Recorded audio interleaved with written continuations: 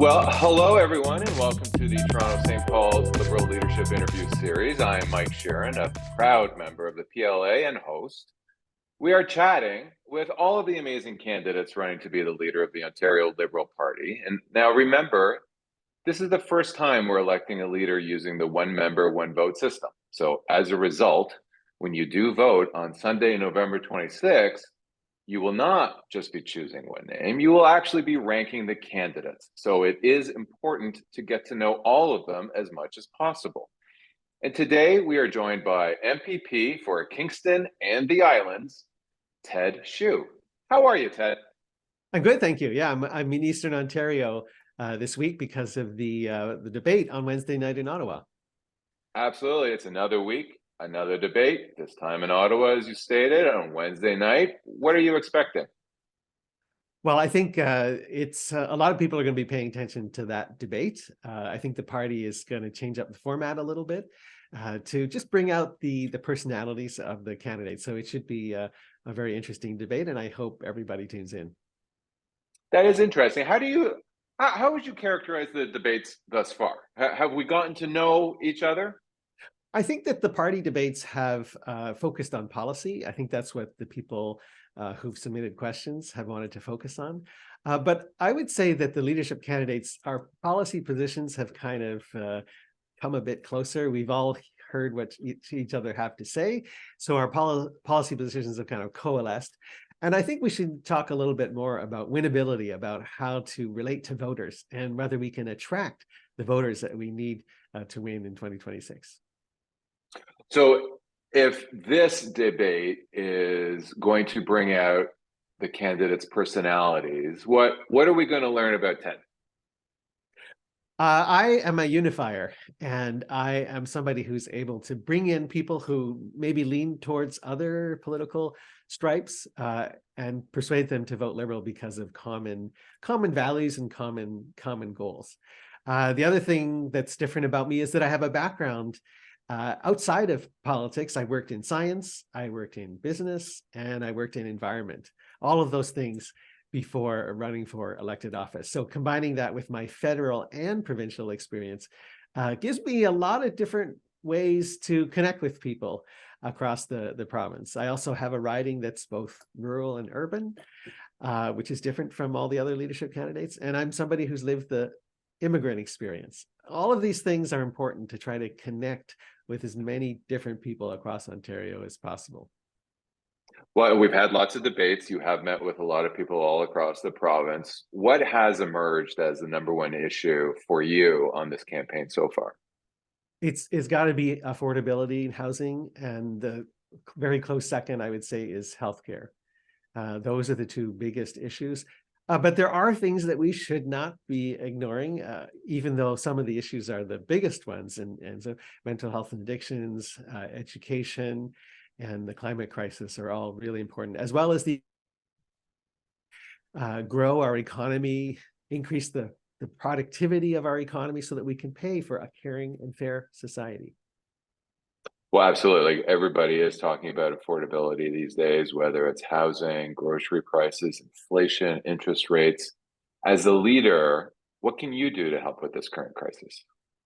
I think there are short-term things that we can do and long-term. So let me make a comment. Right now on the national stage is this debate over the pricing of greenhouse gas emissions and the difficulty that many people are feeling with paying their bills. So half of the people in Ontario are living paycheck to paycheck. And so if we have a very cold winter, for example, this is going to have cause people a lot of problems. So I think in the short term, what I do not want to do is put the climate change fight aside. I think we need to do both. And we need leaders who can think about doing both, unlike the Ford government. We need leaders who can chew gum and walk at the same time. If we need some emergency supports for people over the winter, I would prefer just to provide some money for people to pay their bills over the winter. I don't want to ever take away the idea that if somebody does something to reduce their greenhouse gas emissions, they should come out ahead. We need to keep that fight. It's a long-term fight, and we can't be giving it up right now just because we have affordability issues. So that's one thing that I would say. In the long run, we do need to produce clean electricity and convert our economy from burning fossil fuels to electricity. That's the long term. In the short term, we need to protect people, whether it's emergency money for bills over the winter, or it's protection from rent increases. We need emergency. We have to treat healthcare as an emergency. We're in a really tight spot. And it's not clear at all whether, for example, the shortage of family doctors, a lot of people are saying it's going to get worse before it gets better. And I don't see anything to contradict that. So there are many things we have to do very quickly. Well, let's shift a little bit towards healthcare. It is the single largest line item in Ontario's budget. Where do you see opportunities for patient care improvement that are also fiscally responsible? Mm-hmm. Well, I think one thing is there are proposals now for team-based primary care.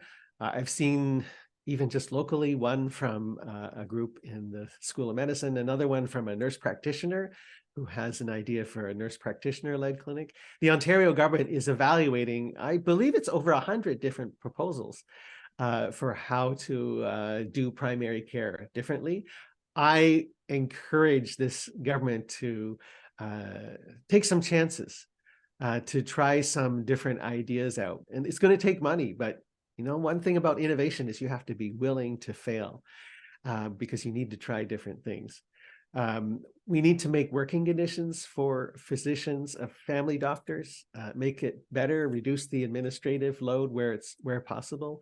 If nurse practitioners can make a bigger contribution, I once had, when I was campaigning last year, somebody ran me down in the middle of the street and said, give nurse practitioners their own OHIP codes to make nurse practitioner clinics more viable. So I've never forgotten that. And that's another innovative idea that we should be considering. When it comes to hospitals, we really have to reverse this vicious cycle of staffing shortages, stress at work, and people leaving or moving to private agencies. So we really need to reverse that. And it's going to take an upfront investment, a surge perhaps in staffing, whether it's nurses or maybe it's technicians or even food service in hospitals, I know is under stress. So we've got to make an upfront investment to break this vicious cycle and turn it into a virtuous cycle where we have people available, and then people stop working at the private agencies because they're not getting any more contracts and they keep coming back. And that virtuous cycle can help rebuild the staffing levels and reduce the stress in our hospitals. And that will take time, will it not?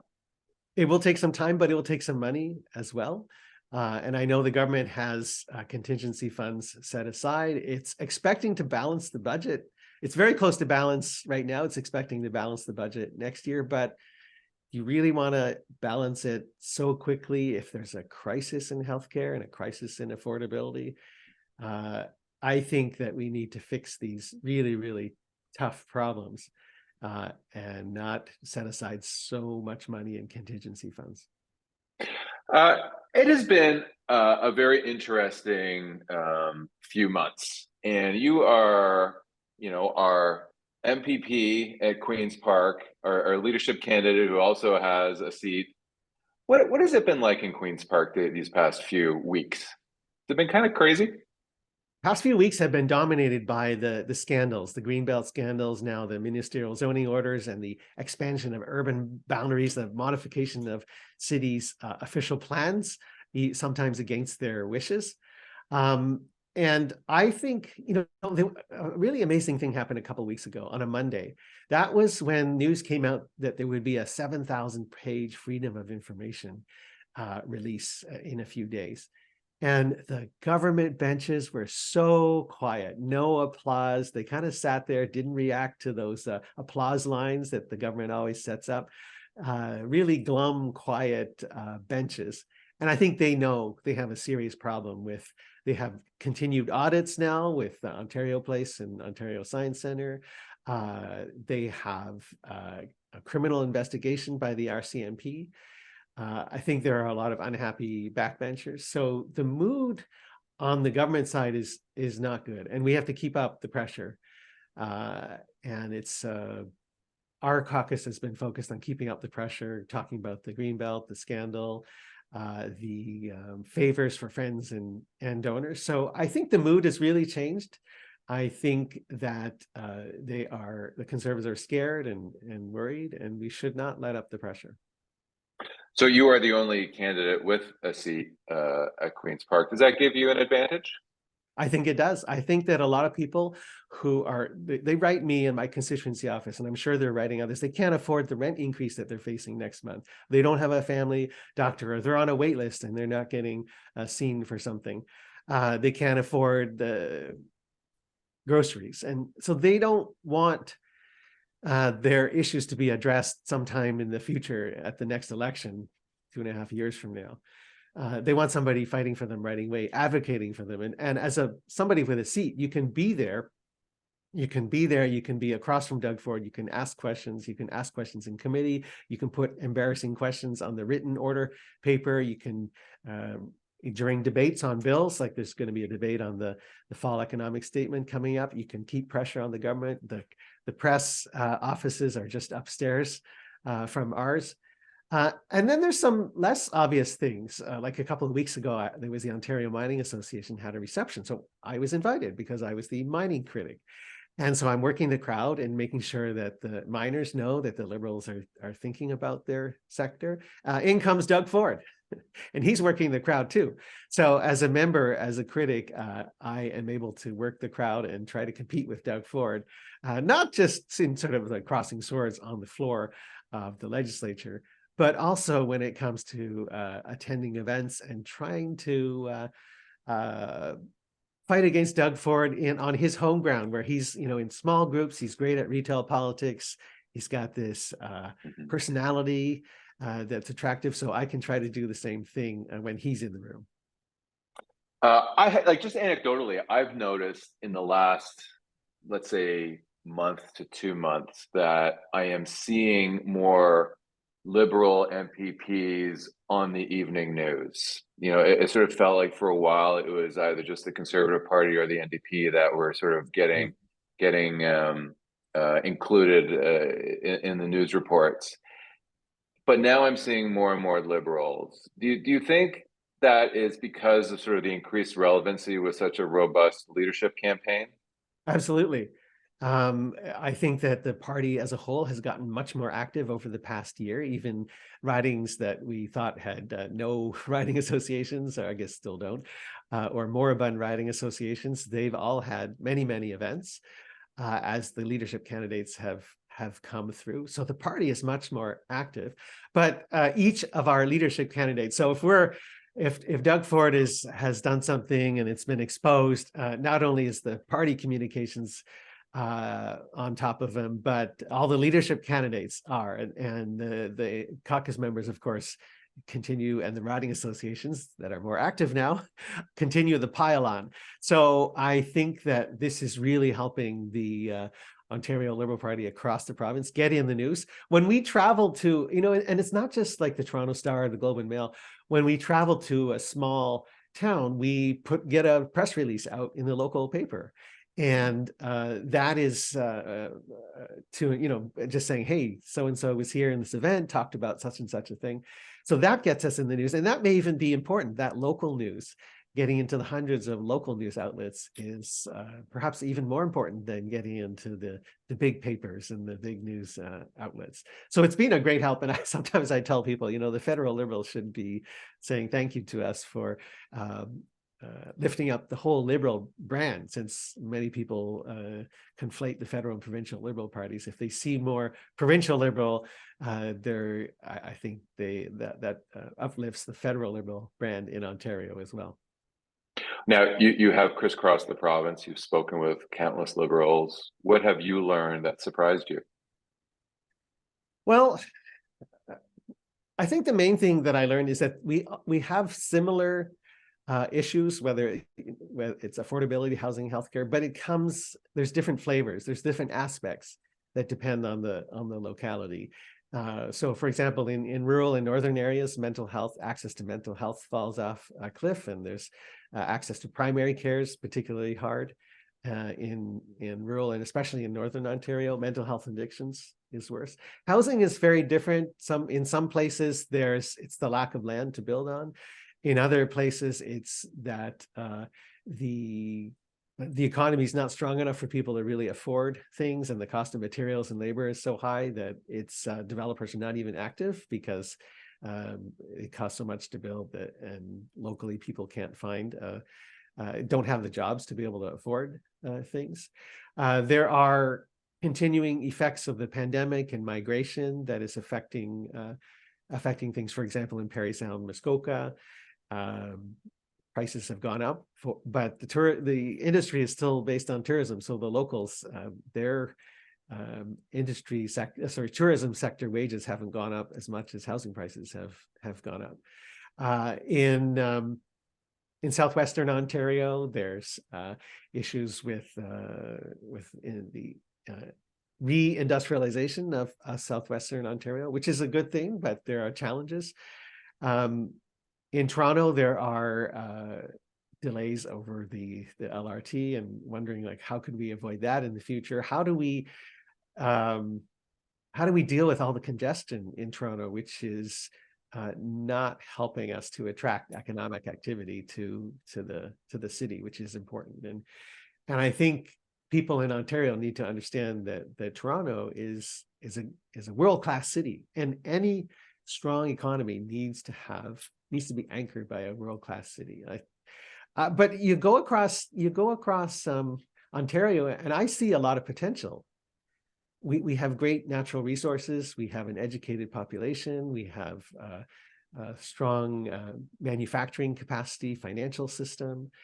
We have great connections to the rest of the world, especially through our immigrant population, and this world-class city called Toronto. And so I just think Ontario has a lot of potential, and we should be thinking about that as we face all these tough problems. Like we can fix these problems. If there's any place that can deal with the tough problems that we're all facing throughout the world, it's Ontario. We've got so many great resources. Absolutely. And which leads me to my next question. Why do you want to be leader of the Ontario Liberal Party? I want to fix these problems. And I know that the liberal way, I believe in liberalism. I believe that the liberal approach to government is the right one. And what I mean by that is that we believe in rewarding individual effort. We believe in rights and freedoms. We also believe in asking ourselves, what's our responsibility towards each other? And as liberals, we want to change things and make them better. But I also want the Liberal Party to be a humble party that measures twice and cuts once, and asks people when we don't know the answer.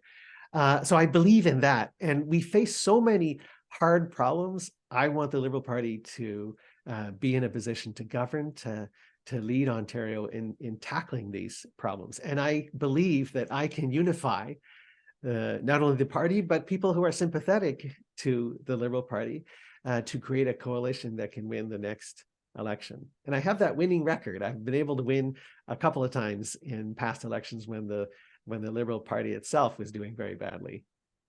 Well, I do want to ask you about that. Is there anything similar to what you saw in 2011 when you won your federal seat despite a poor party showing? Are there any lessons to be learned?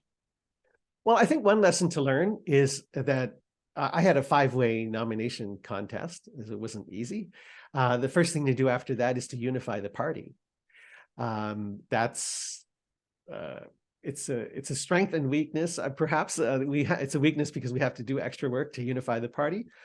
But it's a strength because we've automatically got a multi-dimensional coalition when we do unify the Liberal Party. But after that, it's important to reach out to people who might lean in different directions, have different political stripes. So in 2011, I had a friend who was vice president of the Labour Council, who was helping to reach out to Labour, to the NDP vote, to vote strategically. And the Green vote was cut in half because I had worked in sustainable energy, and I was kind of a spokesperson in the community for the fight against climate change. And I had a lot of Red Tory support as well, people who were unhappy with the Stephen Harper Conservative Party. In fact, I still have some Flora McDonald campaign workers who are donating to my leadership campaign. But the important thing is to reach out to people of different political persuasions, because you can find allies. And that's what I was able to do in 2011. And that's what I want to do going forward. We've got to expand the Liberal base and also motivate people who stayed at home in 2022. I think there were a lot. I know from my own IDs during the election campaign, we had about 16,000 IDs in Kingston and the Islands, and I know that many of them didn't come out to vote. So somehow they were not motivated by the last campaign, motivated enough to come out. I mean, I had enough to win in Kingston and the Islands, but across the province, if all those people who had stayed home had, we lost so many ridings by a really small margin. I think that a lot of the people who stayed at home would have voted Liberal and put us over the top. So we've got to motivate them. 100%. And included in that is Toronto St. Paul's. It's gone NDP twice in a row now, very small margins in both cases. How do we win it back? One tactical thing we can do, that's only part of my answer. One tactical thing we can do is raise the Liberal vote everywhere in the province. So there is a soft NDP Liberal vote that sort of sloshes back and forth, and it's looking for which party can stop Doug Ford. In 2018, it went against us in a big way. But if we can raise the Liberal support in Cornwall and Peterborough and Sudbury and Thunder Bay and Windsor and St. Catharines, will rise in the province-wide polls. And that soft Liberal vote in places like Toronto, St. Paul's will say, the Liberal Party is the one that's going to stop Doug Ford. Let's vote Liberal. But I think the second thing is to just be very clear about what we want to do. We'll always have a platform, a detailed platform, but I think we need to have some clear messaging. And I think in the last campaign, we had a communications program where we talked about lines in the platform, one after the other. And I would like to have 2 or 3 messages that our candidates can take to the door and that are clear, memorable, and repeatable. So Doug Ford last election had "get it done." And we need to have something like, as Liberals, it's going to be a little more substantial than that, but it's got to be clear, memorable, and repeatable. Just 2 or 3 things so that people, when they're talking to each other, waiting in line for something, the Liberals will be associated with something that can be just brought up very quickly in a conversation. That's great. I do have some questions now from our PLA membership. I'm going to turn to them now. Margaret asks, how will you tackle the problems caused by short-term rentals, such as Airbnb and others who see housing as an investment instead of a basic need? So for Airbnbs, I think one of the reasons I know that some people choose Airbnbs instead of long-term rentals is that they're afraid, or they've heard these stories of the tenants from hell, if I could put it that way. So the Landlord and Tenant Board is still backlogged. It's better than it was before, but it is still backlogged. And I think that if we put resources into that, and I have a motion that I tabled in the legislature calling on the government to put in more resources and to have to not leave seats unfilled in the Landlord and Tenant Board ever, which is what they did before, because they were waiting for their preferred people to fill those seats. But the Landlord and Tenant Board has to be functioning very efficiently. And then people will be able to deal with tenants. Landlords will not be afraid of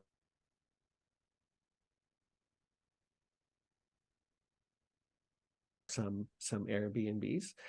I think that it is, if you have policies like licensing or things like that to try to reduce the number of Airbnbs or require that the owners live at the same property, I think that's another thing that we can do. But I would also say that sometimes we need Airbnbs.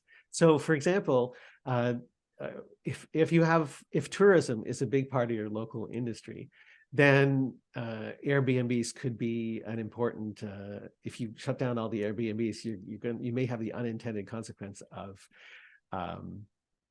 hurting the local tourism industry. So I know that in some places, there's just a shortage of hotels for tourists. And so in some places, if you just allowed another hotel to be built to handle the tourist overflow, that can affect the number of Airbnbs, and that in turn can affect the number of long-term rentals. It's all, you can find unexpected places where if you provide an extra resource, you can free up other housing resources for long-term rentals. Yeah, Judith Oh, and then asks, for, oh, yes, sorry. I think I like the for people using properties as investments. The important thing is that they not be empty. If somebody is buying a place and renting it out, it's occupied. The thing that we should be doing, and you have to give the government credit that it does have this, is a tax on empty housing that's just there for short-term speculation. So we want to encourage spaces to be rented out if they exist. Judith asks, how will you act on threatening anti-Semitic demonstrations on campuses and in Ontario City? I think it's important to call it out for what it is. We at Queen's University, we had an incident where it was a Halloween party and some people were dressed up in Hamas colors and picking out Jewish students and to attack. And it just needs to be called out for what it is. People need to know what anti-Semitism is, and it needs to be identified. And I think everybody would agree that anti-Semitic incidents, whatever your views on the conflict in the Middle East, is not helping us get to the point to end the violence. 100%. Now, Ted, I do want to give you the opportunity to speak directly to our membership. Is there anything that you would like to say? Well, maybe I could just talk a little bit about what's different about me. I really believe, let me just say this. We're facing some really affordability, healthcare system, education system, shortage of skilled labor, the climate crisis. So we need everybody as much as possible to be working together. And in order to win the next election, we also need to bring different groups together. We need to unify people. And I think it's important that our next leader and our next premier be somebody that tries to govern, tries to create political will by unifying people, not dividing people, not dividing the opposition to the government, which is what this Ford government is trying to do. And that is something that I'm offering the Ontario Liberal Party, a premier that will be a unifier. I have the only leadership candidate that represents a rural and urban riding.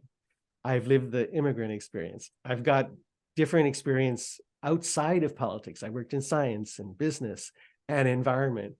And these are all, it's even, some people say, oh, you can understand a lot of policies with that background. But the even more important thing is to be able to relate to different people because of a varied background outside of politics and inside politics.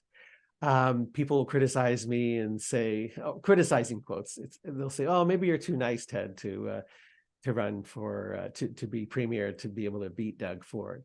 And I think it's more, Doug Ford's strength is he charms people in small groups, small and medium-sized groups, and we have to counter that. But it's even more important, I think, to be able to unify people in opposition to what he's offering and put together a better offering and sell it to people and meet people in person and get people excited. That's what I'm offering. And I hope that you'll agree with me, and I hope that you'll rank me high on your ranked choice ballots if you agree that this is the way to move forward in a world that is fractured but has really tough problems to tackle. Well, thank you so much, Ted. Now, look, raising money is a requirement in politics, and there's no shame in asking for a donation. So if you'd like to donate to Ted's campaign, please visit tedshu.ca. That's TEDHSU.ca. There's buttons below. You can put how much you want to donate. And now also, please consider donating to our PLA because we also need the money too. Yeah. You can do so at ontarioliberal.ca/donate. Now, make sure you choose the Toronto St. Paul's riding from the drop-down menu. That's how we get the money.